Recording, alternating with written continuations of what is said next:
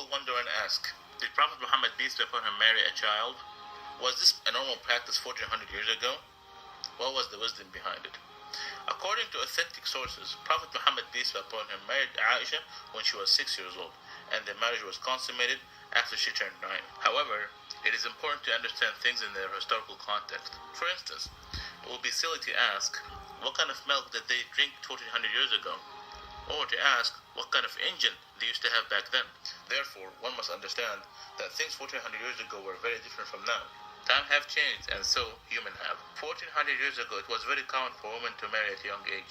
It is a historical fact that girls from ages 9 to 14 were married off in Europe, Asia, Africa, and America. For example, Saint Augustine, 350 AD, he married a 10-year-old. King Richard II, 1400 AD, he married a 7-year-old. Henry VIII, 1500 AD, he married a 6-year-old. Even in the Bible, it says, "But say for yourself every girl who have never slept with a man."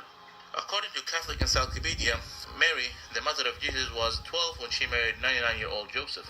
Before 1929, the Church of England ministers could marry a 12-year-old in Britain.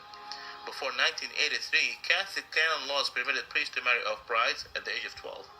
A lot of people are unaware in the United States, in the state of Delaware in the 1880, the minimum age for marriage was 7 years old, and in California it was 10 years. Even now, the marriage age for some states are 12 in Massachusetts, 13 in New Hampshire, and 14 in New York. At the time of the Prophet Muhammad, peace be upon him, those who refused his message tried every method and strategy to discredit him. They were always looking for opportunities to attack him, verbally or even physically. Some of this verbal abuse consisted of calling him magician or a soothsayer or crazy. However, they never thought to point out or objected to his marriage to Aisha. Why? Because this was the norm of society, meaning it was completely normal.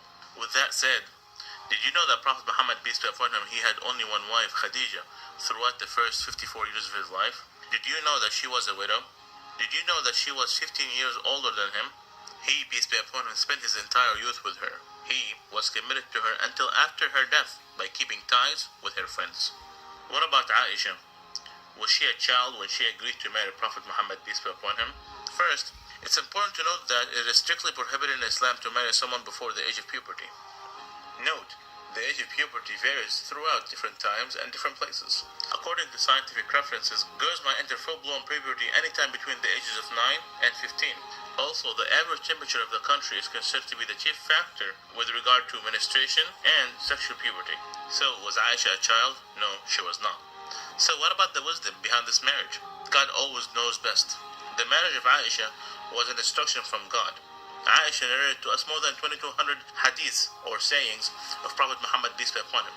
Aisha was exceptionally intelligent, and since she married Prophet Muhammad, peace be upon him, at a young age, she was able to learn so much from him. She later played an important role as a teacher, expert, and interpreter of Islam. So, there was so much wisdom behind this marriage.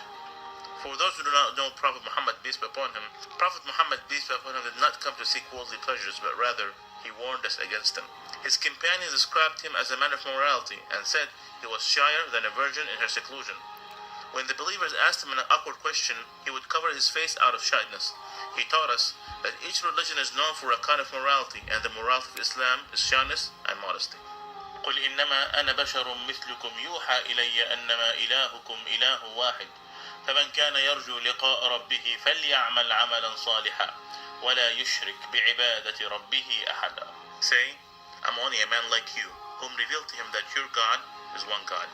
So whomever would hope to meet his Lord, let him do righteous work, and not associate anyone with his Lord. If you have questions about Islam, ask a Muslim.